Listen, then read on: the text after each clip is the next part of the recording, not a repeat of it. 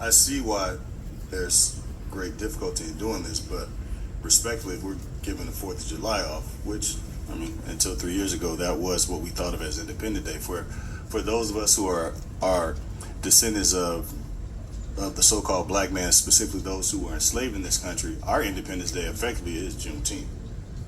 So I can't see how we recognize those what happened in 1776. I hope I'm correct. I'm sure my history teacher will wrap my knuckles, but in any event, yeah, I mean that's not the full story. We as a country weren't fully independent until Juneteenth happened. So I think that we need to do what is necessary now even. So let's not even wait for legislative action, because I mean, we're smart, but it's not like we're the smartest people in the state of Florida. This could have been done 3 years ago if there truly was an appetite.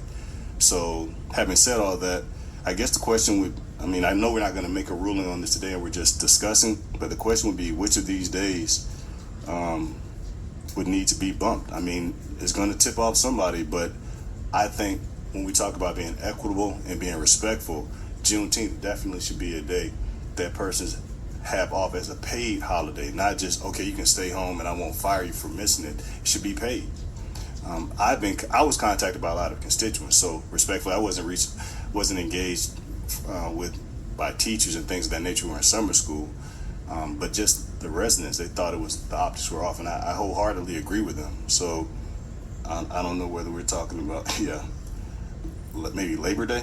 I would have trouble, and I know we're not going to take a motion, but we're discussing this. I would have great trouble with taking Memorial Day off the slate for paid holidays, but perhaps Labor Day might be one. I know we look like the redhead stepchild, but until we get that extra 7th day in Tallahassee, I think we have to do what we have to do, or we could just give the district a paid day on Juneteenth and dare somebody to tell us that we're wrong. I mean, people have shown over the last 3 or 4 years in particular that they're ultimately on the wrong side of history in that regard. So I think it's never a bad time to do what's right. And so, again, for the reasons that I've already mentioned, Mr. Superintendent, Mr. Chair, I definitely would like us to get this on the actual agenda sooner than later for us to be able to vote it up or vote it down. And I'm hoping that at least 4 of us will agree that this is something that we need to do as a matter of equity, and just, I'll leave it as equity for now, but it's something that we need to do.